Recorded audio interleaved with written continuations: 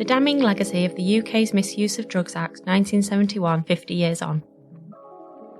Today we mark the 50th anniversary of the UK's Misuse of Drugs Act 1971, which for half a century has been used as a failed deterrent to drug use with serious implications on the country's citizens. As we reluctantly welcome this significant milestone, Canex is taking a look at the legacy of this failed legislation and attempting to amplify increasing calls for reform. The Misuse of Drugs Act was introduced in 1971 as an attempt to control and curb the use of dangerous or otherwise harmful drugs. Generally considered to be the government's primary weapon in the failed war on drugs, the legislation has come under increasing fire over the last few decades.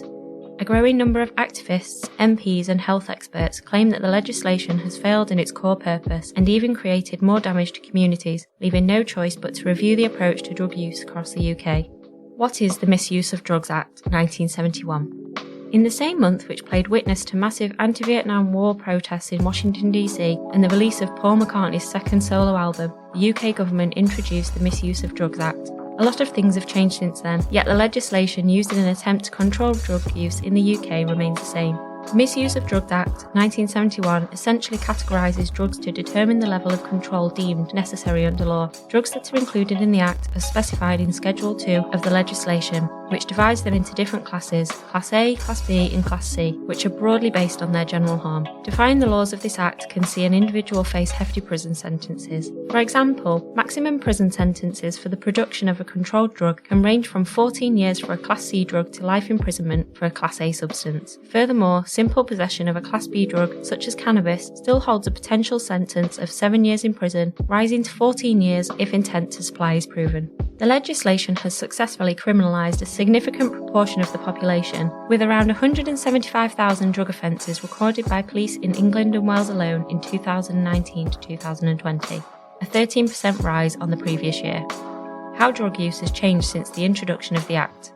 Despite being implemented as a means to deter the use of controlled and/or harmful drugs, the use of illegal drugs has actually skyrocketed over the last 50 years. There is also significant evidence that the majority of drug legislation from this era was based upon racial discrimination and designed to criminalise people of colour in a legitimate way. This legacy of racism in the UK's drug policy remains evident today, as year after year, data demonstrates that black men are 9 times more likely to be stopped by police for suspected cannabis possession than their white counterparts, despite similar rates of use. In fact, in 2018-2019, national figures show that over 1/5, 21% of all convictions following a stop and search were of black people, despite this group only accounting for 3% of the UK population. While drug usage rates remain relatively similar across the ethnicities in the UK, the same cannot be said about the usage rates over the last 50 years. Over the last 10 years alone, the use of drugs among adults aged 16 to 59 years increased by 8.6%.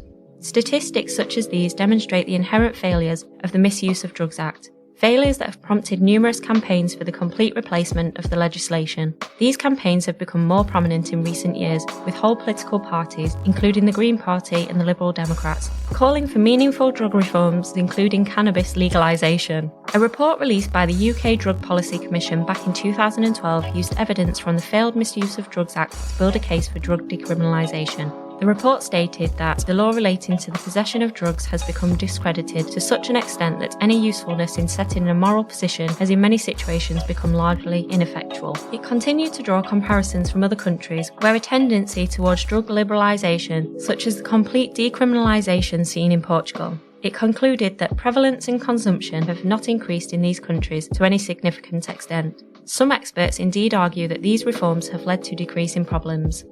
Transform Drug Policy Foundation this year launched yet another campaign for meaningful changes to be made to the drug policy in the UK.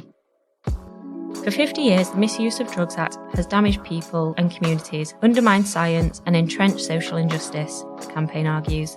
To mark the 50th anniversary of the Act today, Transform is asking MPs and peers to use the landmark as an opportunity to speak out on drug policy failures by signing up to the following statement.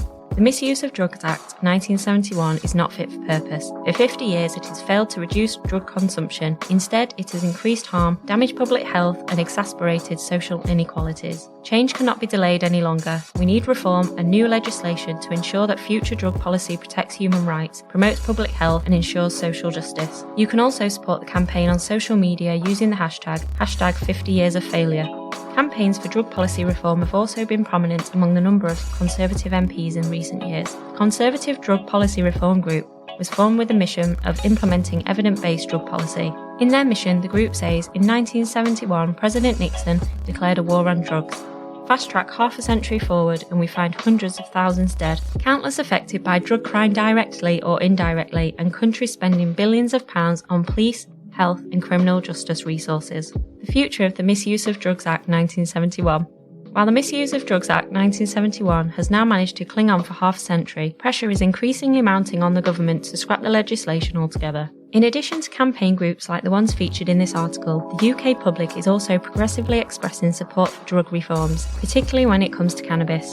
In fact, a whopping 79% of people polled in a 2019 survey revealed that they didn't believe the UK's current drug policy deals well with the country's drug problems. Given this obvious support among health and social experts, MPs and the public, it is no longer a matter of if, but when the UK will reform its approach to drugs and scrap the outdated Misuse of Drugs Act 1971.